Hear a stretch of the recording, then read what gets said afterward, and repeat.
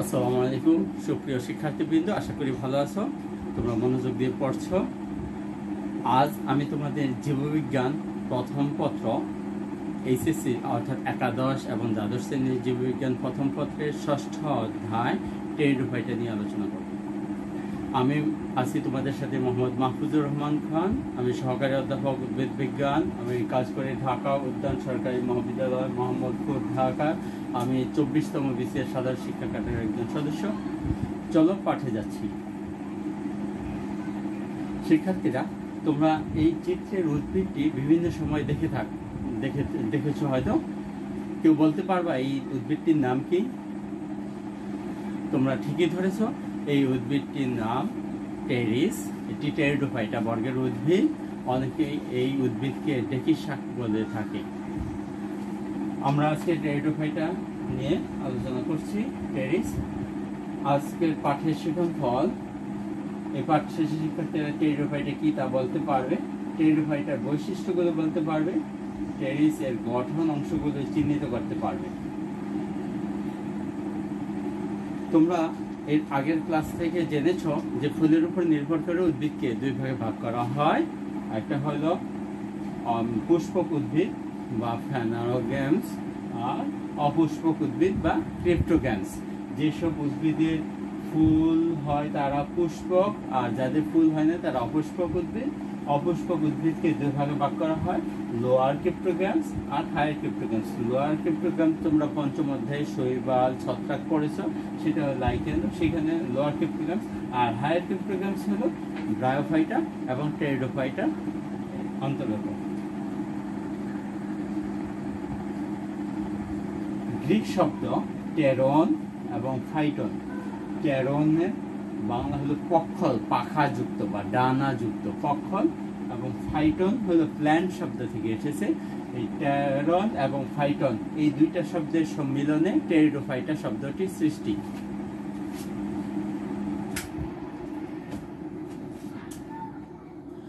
সকল ফার্ন ও ফার্ন জাতীয় উদ্ভিদ টেরিডোফাইটা বিভাগের অন্তর্গত হয়।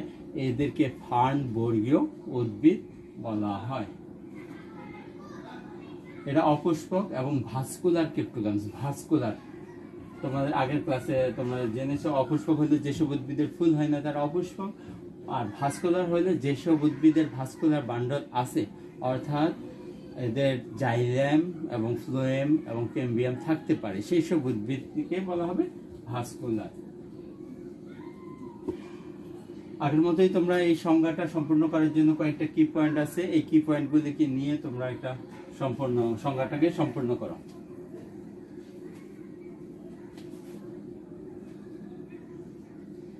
আশা করি ইতিমধ্যে তোমরা মিলিয়ে ফেলেছ। যে সকল উদ্ভিদের দেহ মূল, কাণ্ড এবং পাতায় বিভক্ত করা যায়, ভাস্কুলার এবং রাইজোম কাণ্ড বিশিষ্ট, একটা নতুন শব্দ রাইজোম কাণ্ড বিশিষ্ট, সেই সকল উদ্ভিদকে টেরিডোফাইটা গ্রুপের উদ্ভিদ বলা হয়। রাইজোম কাণ্ড, রাইজোম হলো, এর আগে তোমরা ব্রায়োফাইটা জেনেছো রাইজোয়েড, আর এখানে রাইজোম, দুইটা কাছাকাছি শব্দ কিন্তু কাজে অনেক পার্থক্য। রাইজোম কাণ্ড হলো যেসব কাণ্ড খাদ্য গ্রহণ করে, খাদ্য শোষণ করে, স্ফীত এবং রসালো হয়, ভূমির সাথে সমান্তরালভাবে অবস্থান করে, সেই সব কাণ্ডকে বলা হয় রাইজোম। একদিকে হলো তারা ভূমির সাথে সমান্তরালভাবে বাড়ে, আরেকটি হলো খাদ্য শোষণ করে, তারা স্ফীত এবং রসালো হয়, এই ধরনের কাণ্ডকে বলা হয় রাইজোম কাণ্ড। টেরিডোফাইটা এক ধরনের উদ্ভিদ। এরা ব্রায়োফাইটা এবং জিমনোস্পার্মের মধ্যবর্তী বিভাগ। এখানে ভুল আছে, টেরিডোফাইটার পরিবর্তে ব্রায়োফাইটা হবে। ব্রায়োফাইটা এবং জিমনোস্পার্মের মধ্যবর্তী বিভাগ। টেরিডোফাইটা হলো প্রায় 11,023টি প্রজাতি আছে। অধিকাংশই স্থলজ, জলজ এবং পরাশ্রয়ী আছে। কিছু উদ্ভিদ আছে জলে জন্মায়, কিছু আছে অন্য উদ্ভিদের উপরে জন্মায়, এদেরকে বলা হয় পরাশ্রয়ী। পরাশ্রয়ী এখানে পরজীবী নয়, পরাশ্রয়ী এই জন্য যে এই উদ্ভিদ নিজের খাদ্য নিজেরা তৈরি করে, এরা কোনো পরজীবী হয় না। অন্য উদ্ভিদের উপরে অবস্থান করলে তখন ওই উদ্ভিদকে বলা হয় পরাশ্রয়ী উদ্ভিদ। আশ্রয় গ্রহণ করে অন্য উদ্ভিদের উপরে, এইসব বৈশিষ্ট্যকে বলা হয় পরাশ্রয়ী।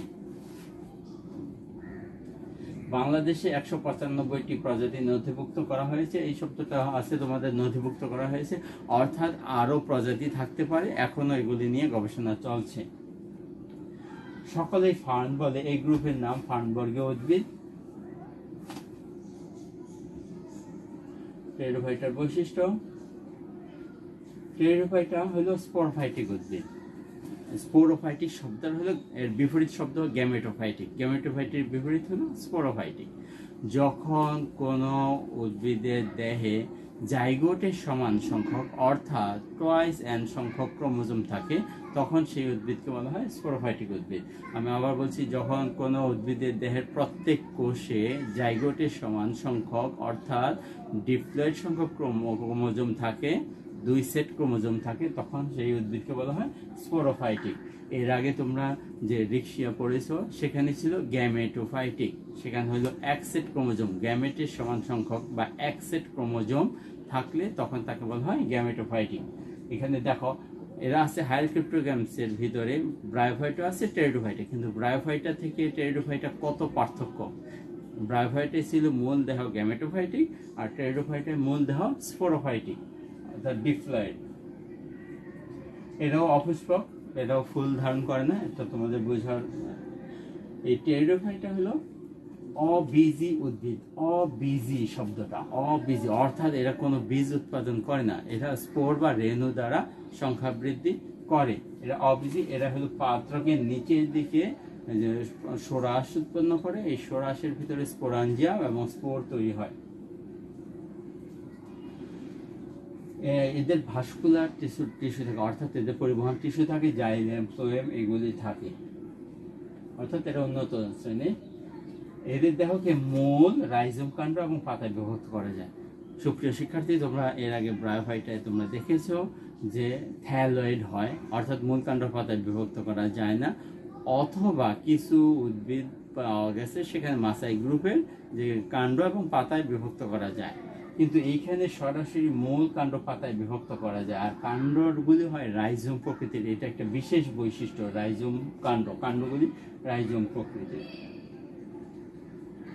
এদের ভ্রূণ উৎপন্ন হয় এবং ভ্রূণগুলি হয় বহুকোষী। এই যে এটা নতুন স্পোরোফাইট, নতুন ভ্রূণ, এটা নতুন স্পোরোফাইট, ভ্রূণটা হয় বহুকোষী।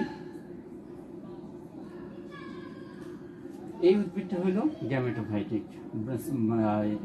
টেরিডোফাইটার ভিতরে গ্যামেটোফাইট, গ্যামেটোফাইট অর্থাৎ হ্যাপ্লয়েড। তোমরা জানো যে 1 সেট ক্রোমোজোম। এখন আমরা যে দেখেছি যে টেরিডোফাইটার উদ্ভিদের পাতার নিচের দিকে সোরাসের ভিতরে স্পোরাঞ্জিয়ামে স্পোর তৈরি হয়, সেই স্পোরগুলো হ্যাপ্লয়েড। সেই হ্যাপ্লয়েড স্পোরগুলি যখন অঙ্কুরিত হয় এই গ্যামেটোফাইট নামক নতুন উদ্ভিদ তৈরি করে। এরাও স্বতন্ত্র। দেখো, একটু মনোযোগ দিয়ে একটু চিন্তা করে দেখো, ব্রায়োফাইটের সময় স্পোরোফাইট ছিল গ্যামেটোফাইটের উপর নির্ভরশীল, সম্পূর্ণ বা আংশিকভাবে নির্ভরশীল। আর টেরিডোফাইটের ক্ষেত্রে এদের গ্যামেটোফাইটটা স্বতন্ত্র, অর্থাৎ গাছ থেকে আলাদা হয়ে গিয়ে, স্পোর আলাদা হয়ে গিয়ে মাটির উপর পড়ে, সেখানে এই গ্যামেটোফাইট নতুন উদ্ভিদ তৈরি হয়। এদের প্রতিটা কোষে 1 সেট ক্রোমোজোম থাকে। এরা হ্যাপ্লয়েড, এরা স্বতন্ত্র এবং স্বভোজী, নিজের খাদ্য নিজেরাই তৈরি করে নিতে পারে। এরা সবুজ, সূর্যের আলোর উপস্থিতিতে নিজের খাদ্য নিজেরাই তৈরি করে নিতে পারে, এই জন্য এরা স্বভোজী। আর এই গ্যামেটোফাইট যেহেতু হ্যাপ্লয়েড, এই গ্যামেটোফাইটের নিচের দিকে এদের রাইজয়েড উৎপন্ন হয়। এই গ্যামেটোফাইটিক উদ্ভিদে এদের রাইজয়েড উৎপন্ন হয়, এটা একটা বিশেষ বৈশিষ্ট্য। মূল উদ্ভিদ স্পোরোফাইট, বাট যখনই গ্যামেটোফাইট হবে, স্পোর অঙ্কুরিত হয়ে একটা গ্যামেটোফাইট উদ্ভিদ হবে, তখন এদের রাইজয়েড তৈরি হয়। এদের জননাঙ্গ বহুকোষী এবং বন্ধা আবরণ দ্বারা আবৃত। এই হলো জননাঙ্গ। এদের এই পুংজননাঙ্গকে বলা হয় অ্যান্থেরিডিয়াম, এই জননাঙ্গ বহুকোষী, এবং স্ত্রী জননাঙ্গকে বলা হয় আর্কিগোনিয়াম। এই আর্কিগোনিয়াম এরও বহুকোষী। এই বন্ধা আবরণ দ্বারা আবৃত, এই যে বাইরের এই আবরণটা বন্ধা, এখান থেকে কোনো স্পোর উৎপাদন হবে না, এই জন্য বন্ধা আবরণ দ্বারা আবৃত। এদের পুংগ্যামেট সচল এবং অ্যান্থেরিডিয়ামে উৎপন্ন হয়, আর স্ত্রী গ্যামেট নিশ্চল, যা আর্কিগোনিয়াম উৎপন্ন হয়।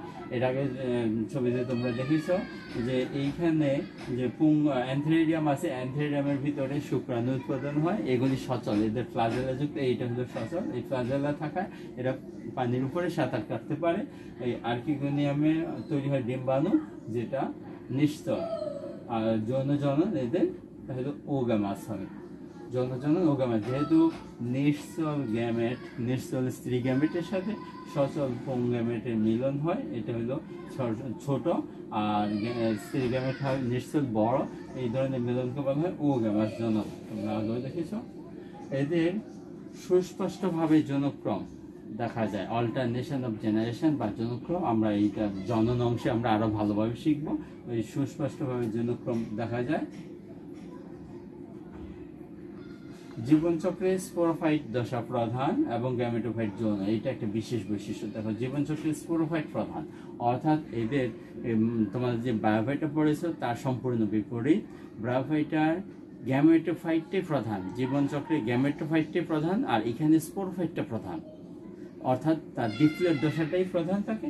আর গ্যামেটোফাইটটা গৌণ, সামান্য কয়েকদিন গ্যামেটোফাইট থাকে, যখন এখানে অ্যান্থেরিডিয়াম আর্কিগোনিয়াম তৈরি হয়, নিষিক্ত হয়ে যায়, আর নতুন স্পোরোফাইট হয়ে যায়, তখন এই গ্যামেটোফাইট অংশটা মরে যায়। এই জায়গা থেকে স্পোরোফাইট উদ্ভিদটা তৈরি হয়।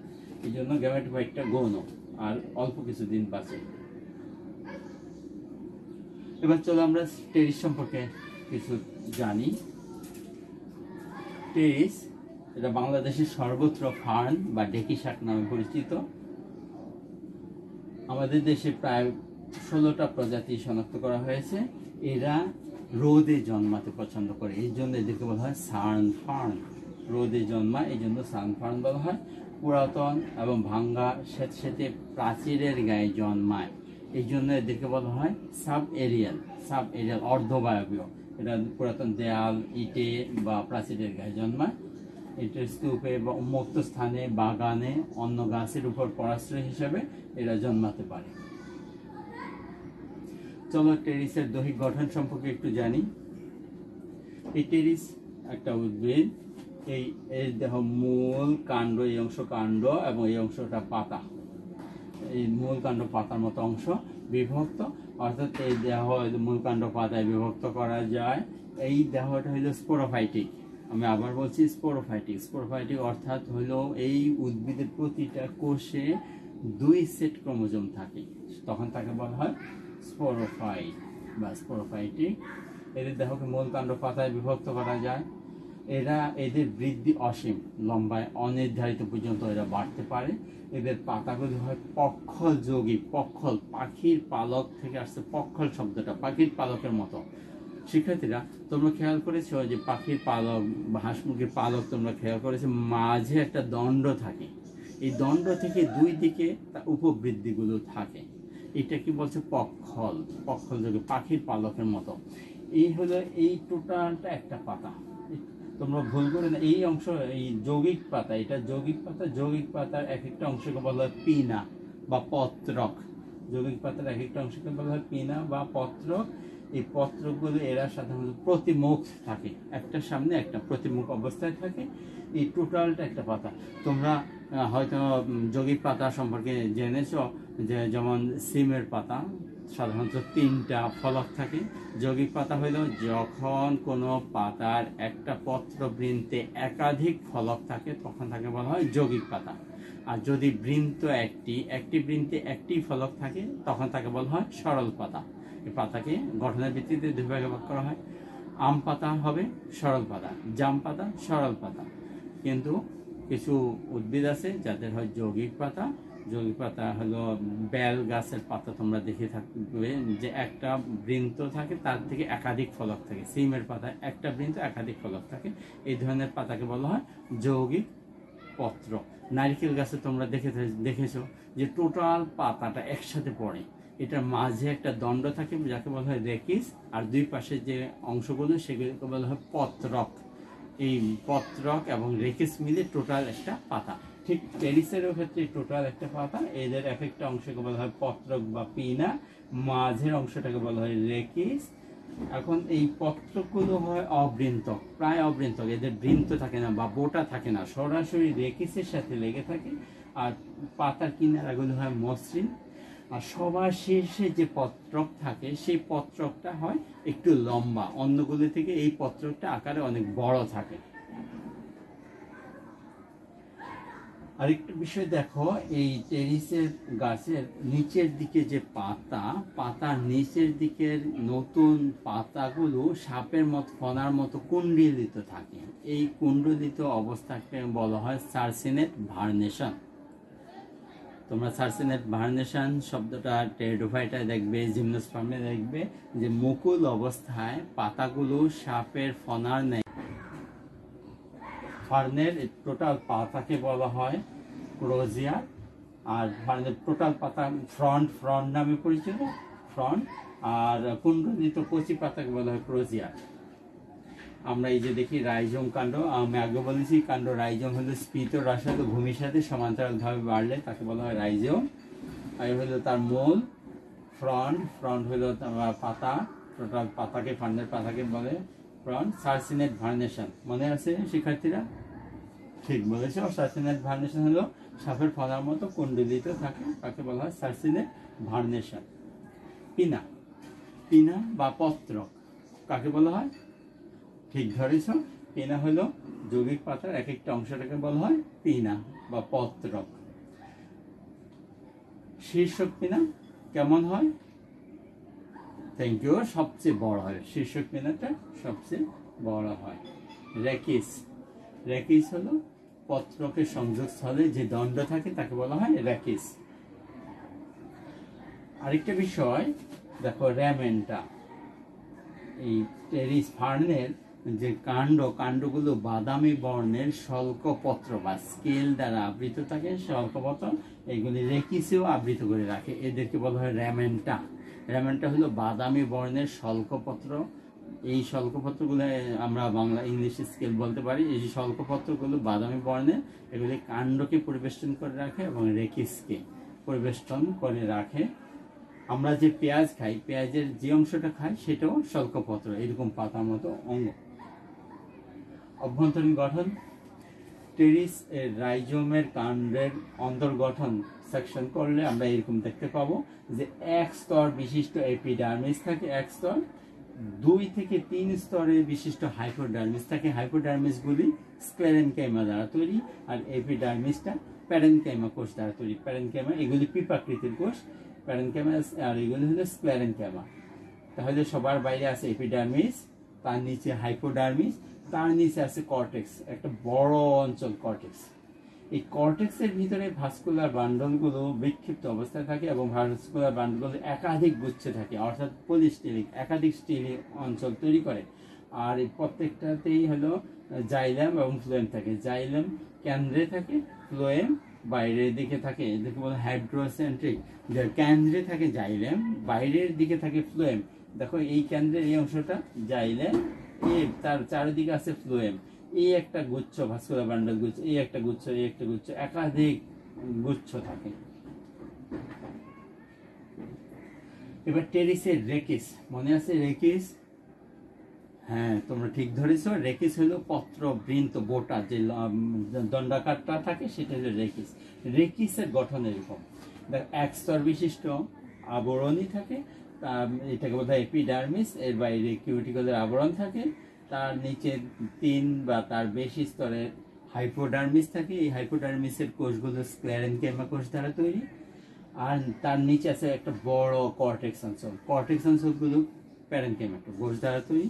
এই প্যারেনকাইমা কোষগুলো কোষাবকাশ থাকে, অর্থাৎ কোষগুলোর ভিতরে ফাঁকা ফাঁকা গহ্বর থাকে।